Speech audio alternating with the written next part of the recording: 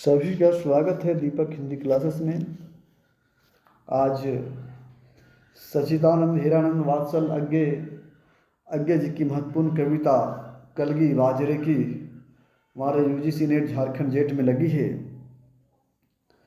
और इस कविता की संपूर्ण व्याख्या करेंगे। इस पर आने वाले प्रश्नों के विषय में बात करेंगे। सबसे पहले सच्चिदानंद हीरानंद वात्सल्य अज्ञे जी का जन्म कब हुआ था, आप सभी कमेंट में बताइए। इनका जन्म कब हुआ था? हमने कई वीडियो में इनका जन्म बताया है। आप सभी कमेंट करके बताइएगा इनका जन्म किस ईस्वी में हुआ था और कहाँ हुआ था। बहुत ही महत्वपूर्ण कवि हैं, तार सप्तक के प्रणेता कहे जाते हैं। 4 तार सप्तक का प्रकाशन हुआ है। तार सप्तक के कवि और प्रयोगवाद, इस प्रकार से इन्होंने इन सभी में एक अच्छी कविता कही है और इनसे संबंधित प्रश्न परीक्षाओं में पूछ लिया जाता है। इनकी महत्वपूर्ण कविता संग्रह भी है जो पिछले वीडियो में हमने बताए हैं, जिसमें भग्निदूत है, भग्नदूत, चिंता, हरी घास पर एक क्षण, बावरा हेरी, इस प्रकार से कई रचनाएं इनकी मिलती है। उपन्यास भी मिलता है, शेखर एक जीवनी, जो नेट के सिलेबस में लगी है। 2 भाग में वह है। यहाँ कलगी बाजरे की कविता से संबंधित जो पंक्तियाँ हैं उन पंक्तियों के विषय में हम लोग देखेंगे। कलगी बाजरे की कविता में अज्ञे ने कलगी के सौंदर्य की रचना की है। कवि बाजरे की कलगी के सौंदर्य की उपमा के लिए नभ की अकेली तारिका और ओस से भुगी हुई चंपा की कली का प्रयोग नहीं करना चाहता। क्यों? क्योंकि कवि की दृष्टि में उपमान पुराने हो गए। तात्पर्य यह है कि कवि पुरानी परंपराओं को तोड़कर नई परिपाटी की शुरुआत करना चाहता है। कवि इस कविता में पुरानी परिपाटी को तोड़ना चाहते हैं और नई परिपाटी शुरू करना चाहते हैं। कविता इस प्रकार से है। कलगी बाजरे की हरी बिछली घास, कलगी बाजरे की हरी बिछली घास, दौलती कलगी धर हरे बाजरे की। देख रहे हैं, कलगी बाजरे की हरी बिछली घास, दौलती कलगी छर हरे बाजरे की। अगर मैं तुमको ललाती सांझ के नभ की अकेली तारिका अब नहीं कहता, या शरद के भोर की नीरस न्याही हुई लटकी कली चंपे की वगैरह। तो कवि अपनी नायिका से क्या कह रहे हैं? कवि यहाँ पर क्या अपनी नायिका से कहते हैं कि तुम मुझे हरी बिछली घास में डोलती हुई छरहरी कलगे बाजरे से प्रतीक होती हो। हरी बिछली घास, डोलती कलगे छरहरे बाजरे की। अपने प्रेमिका से कहती हैं कि तुम कैसा प्रतीक हो रही हो कि छरहरी घास की जो कलगी होती है, जो ऊपर तिनका निकलता है ना, जब पेड़ पौधों का जब शुरुआती तिनका निकलता है तो वही कलगी है, प्रतीक होती हो। कवि कहता है, मैं तुम्हें सांझ के आकाश से निकले हुए अकेले तारे के समान भी नहीं कहता, और ना ही मैं तुम्हें शरद ऋतु की सुबह की ओस की कनों से नहाए हुए कुमुदिनी या चंपा की ताजी कली कहता हूँ। अगर मैं तुमको ललाती सांझ के नभ की अकेली तारिका अब नहीं कहता, या शरद के भोर की निहार न्याही कोई। कवि क्या कह रहा है कि मैं तुम्हें सांझ में आकाश में निकले हुए अकेले तारे के समान भी नहीं कहता, और ना ही मैं तुम्हें शरद ऋतु की सुबह ओस की कनों को नहाई हुई कुमुदनी या चंपा का ताजिक के लिए कहता हूं। कवि यहाँ क्या है, वह अपनी प्रेसी के लिए नए नए उपमान को गढ़ रहा है। अपने प्रेसी के लिए कवि क्या कर रहा है, नए नए उपमान को गढ़ रहा है। और इस प्रकार से आगे हम लोग देखते हैं, या शरद के भोर निहार के न्याय कोई टटकी कली चंपे की वगैरह। तो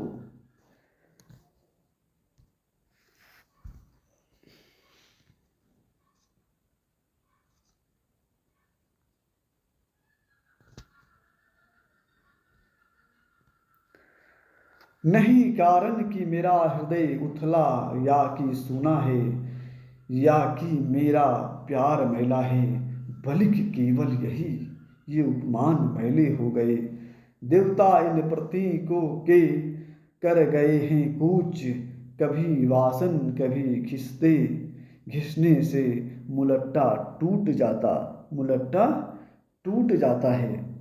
कवि क्या कहता है भाई, कवि कहता है कि ऐसी कोई बात नहीं है, मेरे हृदय में तुम्हारे प्यार के प्रति रुचता है। मेरा हृदय बिल्कुल बेरंग और सूना है, और ना ही यह बात मेरे प्यार में कोई कमी या मैलापन है, बल्कि प्रेमिका के सौंदर्य को रूपायित करने वाले इन पुराने उपमानों के देवता कूच कर गए हैं।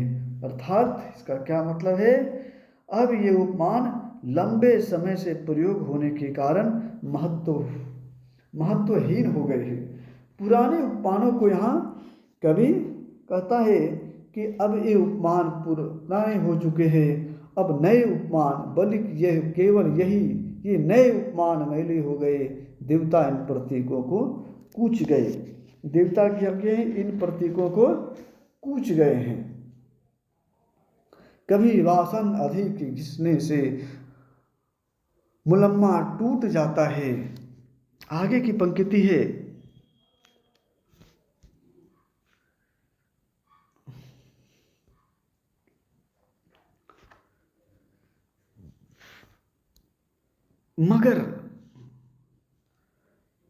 मगर क्या तुम नहीं पहचान पाओगी।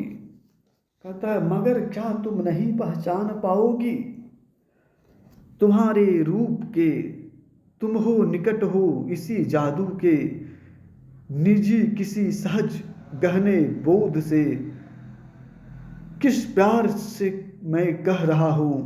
अगर मैं कहूं बिछली घास हो तुम, लहलहाती हवा के कलगी छरहरे बाजरे ही। पुनः यहाँ अपनी प्रेयसी की तारीफ करते हैं। कवि कहते हैं कि यदि बर्तनों को अधिक घिसा जाए तो उन पर चढ़ा हुआ मुलम्मा अर्थात उनकी कलई उतर जाती है। निश्चित रूप से जब बर्तनों को अधिक घिसा जाता है तो ऊपर की जो परत होती है वह घिस जाती है। आगे कवि कहता है मगर क्या तुम नहीं पहचान पाओगे, तुम्हारी रूप के तुम हो निकट हो इसी जादू के। इसमें बर्तन को बेजान हो जाता है, उसकी चमक खो जाती है, परंतु हे मेरी प्रेयसी, क्या अपने रूप को स्वयं नहीं पहचान पाओगी। अपने रूप को क्या स्वयं नहीं पहचान पाओगी, क्योंकि इसके ज़्यादा समीप तो तुम ही हो। तुम्हारे इस रूप का जादू मुझ पर चढ़ा हुआ है। तुम्हारे रूप के तुम हो निकट हो इसी के जादू, तुम्हारे जो जादू है वह क्या है, मुझ पर चढ़ा हुआ है, क्योंकि इससे ज़्यादा समीप तुम हो और तुम्हारा जादू मुझ पर चढ़ा हुआ है। अतः इसी जादू के सम्मोहित होकर अपने किसी गहरे बोध या स्वयं के प्रयास से मैं तुम्हें यह कहूँ कि तुम एक हरी बिछी घास हो या हवा में लहलहाती हुई किसी छरहरे बाजरे कलगी हो। तुम्हारा जादू मुझ पर चढ़ा है और मैं कह सकूँ कि तुम हरी बिछली घास हो, लहलहाती हवा में कलगी छरहरी बाजरे की हो। यहाँ ये कवि कहते हैं।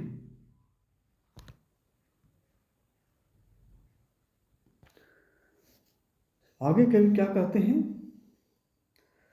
आज हम सहरतियों को पालतू मांचल पर सौरी, जूही के फूले से सृष्टि के विस्तार का, ईश्वर का औदार्य का, कहीं सच्चा कहीं प्यार का एक प्रत्येक बिछली घास है, या शरद की सांझ के सूने गगन की पाटिका पर दौलती कलगी अकेले बाजरे की। कवि कहता है कि हमारे जैसे शहरी लोग अपने मांचल अर्थात घर के बगीचे में साज सजावट के लिए जूही की फूल उगाते हैं और उस पर मुग्ध होते हैं। कवि कहते हैं कि हम जैसे शहरी लोग को उस ऐश्वर्य, सच्चे औदार्य और सृष्टि के विस्तार का बोध नहीं है। क्या कहते हैं कवि? कि हम जैसे शहरी लोगों को उस ऐश्वर्य, सच्चे औदार्य, सृष्टि का विस्तार का बोध नहीं है, जो हरी बिछली घास है या शरद ऋतु की संध्य बेला के आकाश में रिक्त पृष्ठ पर लहलहाता कलगी बाजरे में है। तो आगे कहते हैं, और सचमुच इन्हें जब जब देखता हूँ, यह खुला वीरान समृद्धि का घना हो सिमट आता है, और मैं एकांत हूँ समर्पित, और मैं एकांत हूँ समर्पित।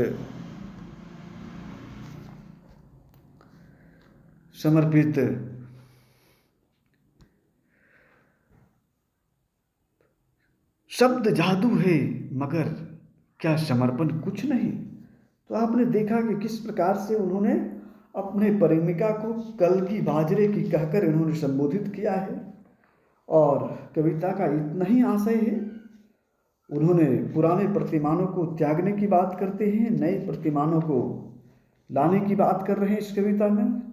और ये इस प्रकार से यह कविता समाप्त होता है। इसकी पंक्तियाँ महत्वपूर्ण है।